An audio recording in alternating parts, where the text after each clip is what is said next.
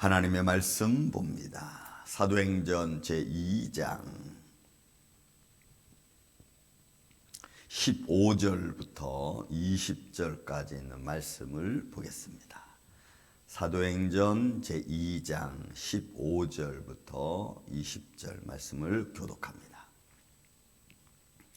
모인 무리의 수가 약 120명이나 되더라. 그때에 베드로가 그 형제들 가운데 일어서서 이르되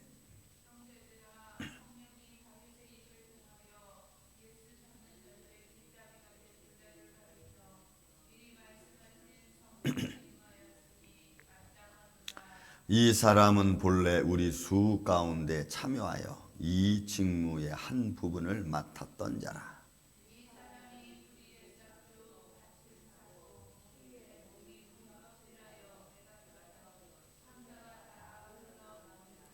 이 일이 예루살렘에 사는 모든 사람에게 알려져 그들의 말로는 그 밭을 아켈다마라 하니 이는 피밭이라는 뜻이라.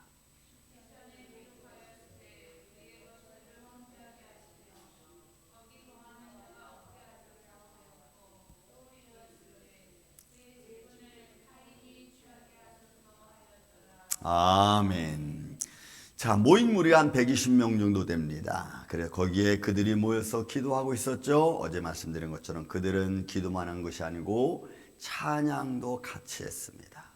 아마 시편의 찬양을 같이 그들이 드렸고, 그리고 한쪽에서는 또 하나님의 찬양과 함께 기도 소리가 나타났을 겁니다. 그리고 그런 시간이 얼마나 흘렀을까요? 그 중에 베드로가 일어나서 잠잠하게 이야기합니다. 자, 모인 무리 수가 120명이나 되더라. 그때 베드로가 형제들 가운데 일어서서 말합니다. 형제들아, 성령이 다윗의 입을 통하여 예수 잡는 자들의 길잡이. 여러분, 이 말은 앞잡이, 안내자, 인도자라는 뜻입니다. 이 길잡이라는 말이. 그러니까 예수 잡는 안내자로서 유다를 가리켜 미리 말씀하신 성경이 응하였나니, 시편 109편 이런 8절에 있는 말씀이 응해진 겁니다. 그의 직분을 타인이 취하게 하소서. 그러니까 여러분 참 무섭죠. 어찌 보면은 예수님과 관련되어진, 또 예수님과 함께 사는, 예수님의 모든 그 십자가의 고난을 이루어 가는 데 있어서는 어느 것 하나도 여러분 예외 없이 말씀대로 이루어졌다는 것을 우리는 말씀을 통해서 알 수 있습니다. 그러니까 그 모습은 더불어 예수님께 대하여 또 가룟 유다가 한 말도 결국은 하나님의 뜻을 이루어가는 것이라면 오늘 저와 여러분이 하는 일들은 어떻겠어요? 내가 하는 것 같지만 여러분 하나님이 나한테 역사하시는 것이고, 때로는 내가 하는 것 같지만 사단의 꼬임에 빠져서 내가 넘어질 수도 있다는 겁니다. 그러니까 우리 죄로 물든 우리 육신의 모습은 정말 보잘것없는 그런 존재라는 사실을 우리는 말씀을 통해서 우리는 알 수가 있어요. 저는 어떻게 하든지 로마서 6장 12, 13, 14절에 나와 있는 말씀처럼 여러분들의 몸이, 여러분들의 감정이, 이성이 여러분 불의의 종, 죄의 종, 죄의 도구로 쓰임받지 아니하고 의의 종으로 쓰임받기를 전 예수님의 이름으로 축원을 드립니다. 여러분 다시 말씀드립니다. 전 여러분들의 얼굴, 눈, 표정, 몸, 손가락, 발가락 모든 것 다, 감정까지도 여러분 의의 종으로 쓰임받기를 전 예수님의 이름으로 축원을 드립니다. 그러니 마귀가 내 마음에 오만함과 교만함과 마귀가 내 삶을 붙잡고 그 어떤 것이든지 사용하지 않도록, 그런 여러분 우리가 정신을 바짝 차려야 돼요. 그렇지 않으면 내가 말하고도 이게 마귀가 말하는지도 모른 채 그렇게 내가 마귀에 쓰임받으면 안 되죠. 근데 여러분 지금 가룟 유다 어떻게 했어요?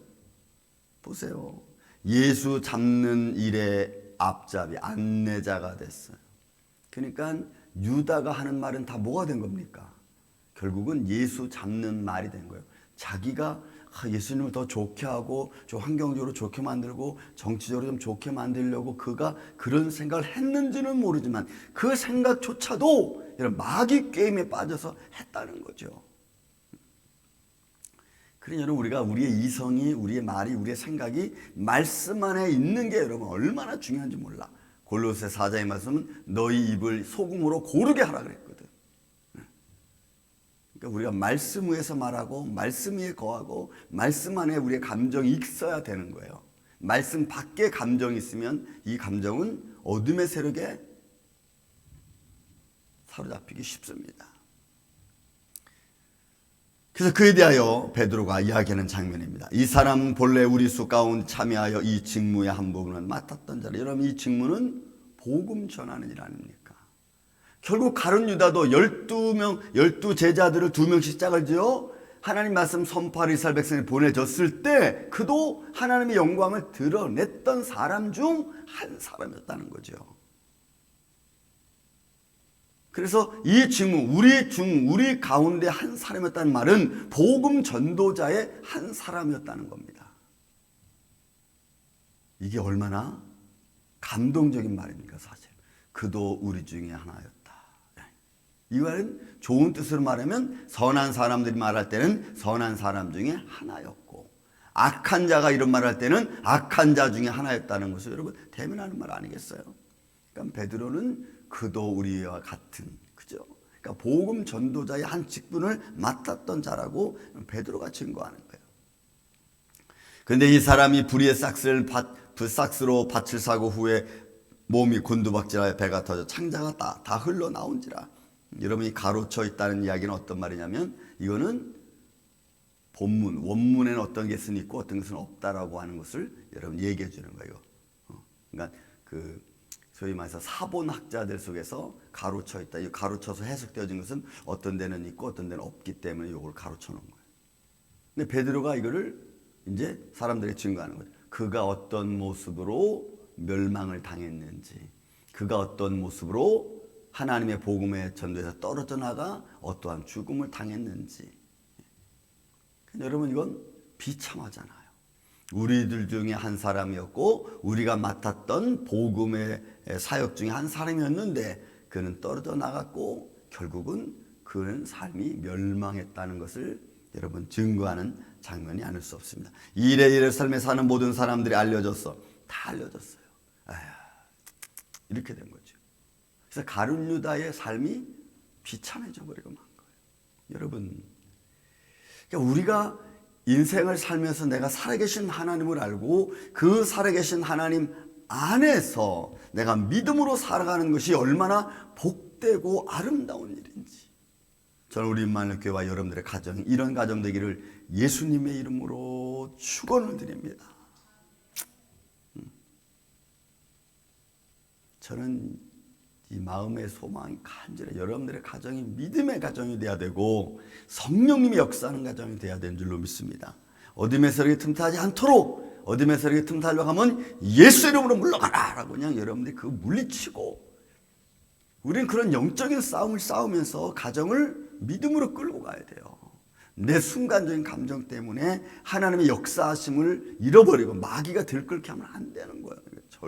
절대로 여러분 안 돼.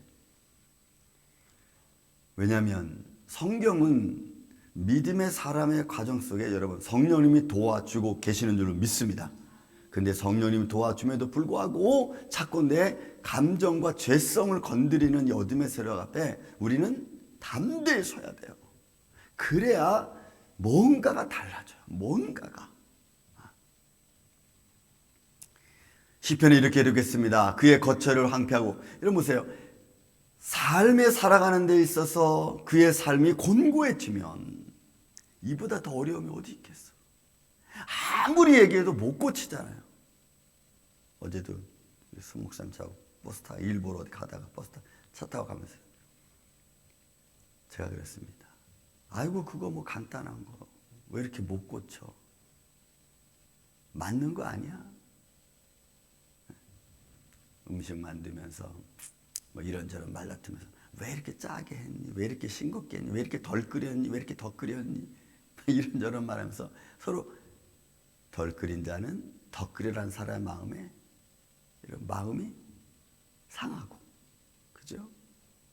또 더 끓이라는 말 때문에 덜 끓인 자는 또 더 끓인 자의 마음을 상하게, 그러니까 서로가 마음을 상하는 거예요. 제가 그랬습니다.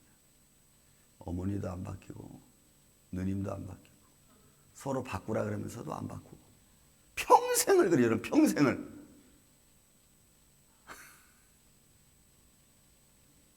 여러분, 그거 뭐야? 그런다고 해서 그거 한다고 해서 뭐 세상이 변화됩니까?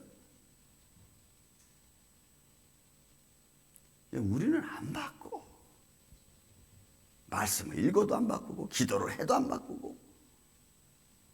그거 어떻게 하자는 거예요? 그래서 여러분, 믿음은 바뀌는 게 믿음입니다. 믿습니까, 여러분?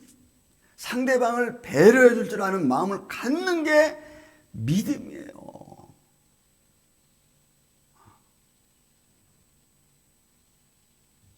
조금 말 안 하면 좀 어때? 그죠? 속은 좀 답답할 수는 있겠지만 그래도 하나님, 내 마음의 평강을 잃지 않게 해주세요. 여러분, 그게 더 중요하지. 내 마음에 평강이 있어 나를 영적으로 육적으로 강건하게 해주는 게 더 중요하지. 제가 이번에요, 이 미얀마 가서 가슴이 여기가 되게 뜨끔뜨끔하고 아프더라고. 이게 왜 그러지? 나 이런 일 없었는데 나중에 찾았어. 제가 여기 있을 때는 좀 이렇게 그렇게 맵게 먹질 않고 늘 조금 약간 조금 일단 달달하게 늘 음식을 먹었거든요. 근데 거기 가니까 이 음식이 안 맞으니까 그 볶음 고추장을 내가 가져가서 볶음 고추장 거기다가 또 좀 컬컬하게 먹어야 된다는 의식적으로 그런 생각이 있었는지 쌀국수에다가 내가 보기엔 별로 안 매운 것 같은데 그냥 고춧가루를 쳐가지고 막 먹었어. 막 이틀이 됐더니 여기가 막 뜨끔뜨끔하고 막 아프더라고. 이게 왜 그러지? 내가 뭐 이상이 있나? 나중에 가만히 생각해 보니까 너무 맵게 먹은 거야.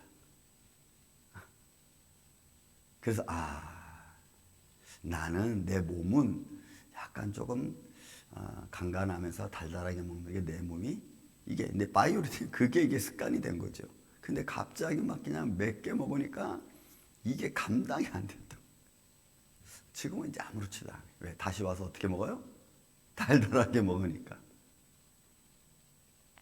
여러분, 한번 사람이 믿음의 삶의 길을 걸어가면서 나쁜 것은, 좀 독한 것은 좀 내려놔야 돼. 그죠? 우리 인생에 독한 것이 뭐 있겠습니까? 상대방을 아프게 하면서 나도 아픈 거야. 이거는 절대적으로 여러분 바뀌어야 돼. 여러분, 지금 이 가룟 유다가 나쁜 일 한 겁니까? 좋은 일 한 겁니까? 자기가 보기에는 좋은 일이에요. 이래서 예수님을 띄우고 모든 사람 앞에 나타내고 이 정도는 누가 좀 앞장서 해줘야 되지 않겠어? 이러면 이거라고. 근데 그 일이 여러분 하나님의 방법이 아니고 내 방법이라는 거지. 그러니까 우리가 자꾸 착각하는 게 뭐냐면 내 방법이 잘 될 걸로만 착각하는 거예요. 아니요, 한 번 더 생각하세요. 하나님의 방법은 어떤 것일까? 하나님의 의를 이루어가는 일은 어떤 것일까?